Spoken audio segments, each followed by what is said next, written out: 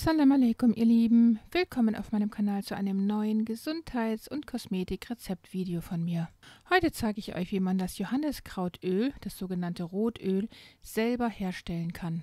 Mit seinen beruhigenden, schmerzlindernden und wundheilenden Eigenschaften hilft es nicht nur bei Schrunden und Reizungen der Haut, die mit Rötungen einhergehen, sondern auch bei leichten Verbrennungen. Das Rotöl findet bei Nervenschmerzen, Rheuma, Hexenschuss und Verstauchungen Einsatz. Für das Öl verwenden wir ausschließlich die gelben Johanniskrautblüten, die man zwischen Juni und August auf den Wiesen kostenlos findet. Um wirklich sicher zu sein, dass es sich um die Johanniskrautblüte handelt, zerreibt man sie zwischen den Fingern und wenn ein roter Saft austritt, weiß man, dass es sich wirklich um die Johanniskrautblüte handelt.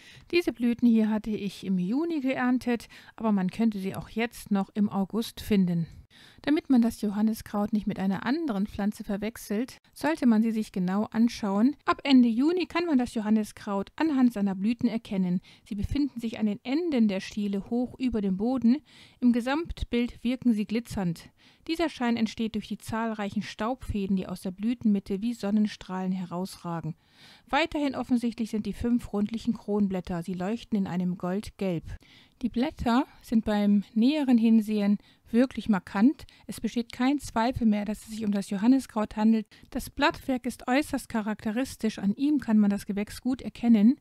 Die Blätter sind nahezu sitzend und ordnen sich gegenständig um die Stiele an. Sie werden zwischen 1 und 3 cm lang, sind oval bis eiförmig, dünn und ganzrandig. Wenn man die Blätter gegen das Licht hält und sieht, dass dort vereinzelte, durchscheinende, punktförmige Stellen sind, das sind Gewebslücken. Außerdem tauchen wenige schwarze Punkte auf. Dort ist das ätherische Öl enthalten.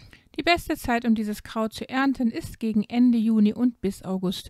Zu seiner Blütezeit enthält es den höchsten Wirkstoffgehalt. Geerntet werden die Blüten und gegebenenfalls auch die Blätter. Das Johanniskraut ist ein bekanntes Heilkraut. Es kann bei Depressionen, Übellaunigkeit, Nervosität, Verdauungsbeschwerden und bei schlecht heilenden Wunden und Schwellungen eine Stütze sein. Man könnte aus dem ganzen Kraut und den Blüten einen Tee zubereiten. Man könnte auch eine Tinktur aus dem ganzen Kraut zubereiten.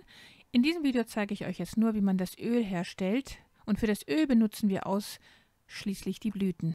Denn das Johanniskrautöl soll aufgrund seiner entzündungshemmenden und wundheilenden Eigenschaften unter anderem bei Neurodermitis und Schuppenflechte helfen. Man kann es äußerlich für schöne, straffe Haut einsetzen oder als Massageöl, um Sonnenbrand zu lindern oder als Hilfe bei Insektenstichen. Es wirkt generell erwärmend, schmerzlindernd, entkrampfend und es beruhigt die Nerven. Vor allem erfolgreich wird das Johanniskrautöl gegen Depressionen eingesetzt und deshalb ist es ganz wichtig, dass wir es jetzt noch im Sommer herstellen, damit wir dann dieses heilsame Rotöl im Winter benutzen können, wo es aufgrund der fehlenden Sonne oft zu depressionähnlichen Zuständen oder Melancholie kommen kann. Der Volksmund sagt ja auch, dass die Johanniskrautblüte die Sonne in sich speichert und sie dann eben abgibt. Tatsächlich enthält das Öl des Johanniskrauts das Enzym Hyperforin. Zusammen mit dem Hyperizin, also dem Farbstoff der Blüten, wirkt es nicht nur bakteriellen Entzündungen entgegen und fördert die Wundheilung,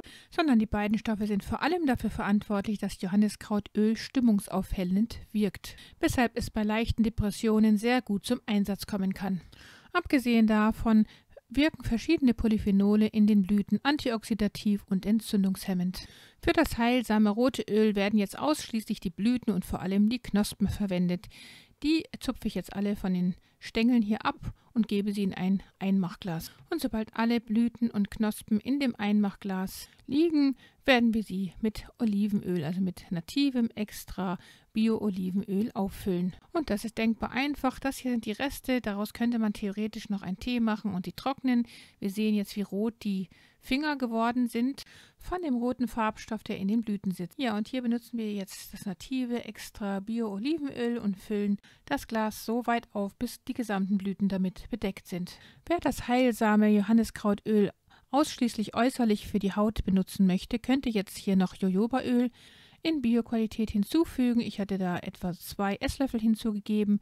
Dann hatte ich jetzt noch natives Arganöl, auch von Bioqualität, 2 Esslöffel davon hinzugefügt und 10 Tropfen von meinem Teebaumöl, Schwarzkümmelöl und Olivenöl gemischt. Zum einen deshalb, weil Arganöl und Jojobaöl nochmal für eine sehr schöne, straffe, geschmeidige Haut sorgen und zum anderen, weil Jojobaöl dafür sorgt, dass dieses Öl nicht ranzig werden kann. Und weil das Teebaumöl nochmal zusätzlich antiseptische, bakterizide und fungizide Wirkungen hinzufügt. Da alle 3 Öle jedoch in sehr geringem Maße darin enthalten sind, könnte man dieses Öl theoretisch auch innerlich einnehmen in kleinen Dosen. Die ursprüngliche Rezeptur sieht vor, dass dieses Öl jetzt in die Sonne gestellt wird für 6 Wochen und dabei täglich geschüttelt werden sollte. Ich allerdings habe beschlossen, es in meinen dunklen Abstellraum zu stellen für 6 Wochen, wo ich es täglich geschüttelt habe. Und zwar habe ich es deshalb in den Abstellraum gestellt, wo es eben dunkel gelagert wurde, weil alle mehrfach und einfach gesättigten Fettsäuren lichtempfindlich sind. Und dazu gehört eben auch das Olivenöl. Und das ist der Grund, warum ich es in den dunklen Abstellraum gestellt habe. Dadurch ist das Öl nicht so extrem leuchtend rot geworden, denn seine leuchtende rote Farbe bekommt es wohl eher, wenn es in die Sonne gestellt wird. Aber es ist trotzdem rot und alle wichtigen heilsamen Inhaltsstoffe sind jetzt in diesem Öl. Die Blütenblätter des Johanniskraut enthalten ja feine Drüsen, die mit ätherischen Ölen gefüllt sind und die sind jetzt alle in dieses Öl übergegangen. Denn das Olivenöl hat die Wirkstoffe aus den Blüten gezogen und jetzt können wir das Öl in kleine, möglichst dunkle Flaschen abfüllen und wenn diese Flaschen dann in einem dunklen, kühlen Schrank gelagert werden, können die bis zu einem Jahr haltbar bleiben. Ich hatte jetzt nur eine dunkle Flasche vorrätig, aber das ist nicht so schlimm, da die Flaschen ja doch letztendlich alle in einem dunklen, kühlen Schrank gelagert werden. Und schon haben wir mit wenig Aufwand dieses wertvolle, heilsame Johanniskrautöl hergestellt. Mashallah. Das Johanniskrautöl ist für verletzte Haut ein natürliches Heilöl, das auch Schmerzen lindern kann. Mit dem Johanniskrautöl könnte man die Haut einreiben, wenn man sich verletzt hat. Das Öl beschleunigt die Wundheilung und es kommt seltener zu einer Infektion. Geschlossene Wunden sollte man täglich mit dem Öl einreiben. Dadurch bleibt die Haut elastisch und es entstehen weniger wulstige Narben. Wer sich leicht verbrannt hat, reibt die Stelle sofort vorsichtig damit ein. Die Rötung nimmt schneller ab und die Schmerzen lassen nach. Wunden im Mund könnte man ebenfalls mit Johanniskrautöl einreiben. Nachdem der Zahnarzt einen Zahn gezogen hat oder wenn Kinder die Milchzähne verlieren, kann das Öl die schmerzende Stelle beruhigen. Man könnte das Johanniskrautöl auch zur Geburtsvorbereitung verwenden. Den Vaginalbereich und vor allem den Damm könnte man regelmäßig mit dem Öl einreiben. Das kräftigt die Haut und macht sie elastisch und so kommt es weniger schnell zu einem Dammriss. Bei Neurodermitis oder Schuppenflechte beruhigen die Wirkstoffe im Öl die Haut und lindern den Juckreiz. Die Haut rötet sich nicht so stark und schuppt weniger. Einige Tropfen des Johanniskrautöls könnte man auch als Ölkur ins feuchte Haar einmassieren und nach 20 Minuten lauwarm ausspülen. Es hilft bei schuppiger und fettiger Kopfhaut. Gerne kann ich euch hier oben nochmal mein Video zu dem selbstgemachten Haaröl verlinken. Bei Akne tupft man etwas Öl auf die entzündete Stelle, die Haut heilt leichter und es bleiben weniger Narben zurück. Als Massage- und Körperpflegeöl hilft es, körperliche sowie seelische Verspannungen abzubauen und fördert somit ein besseres Ein- und Durchschlafen.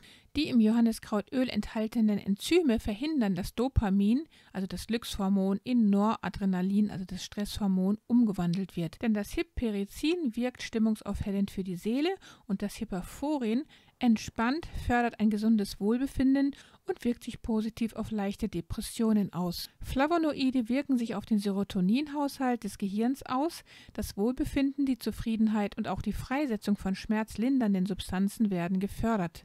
Das Ein- und Durchschlafen wird erleichtert, beanspruchte Muskulatur und Gelenke werden in ihrer Erholung unterstützt. Das Johanniskrautöl ist ausgleichend für das gesamte Nerven- und Muskelsystem sowie auch für die Seele.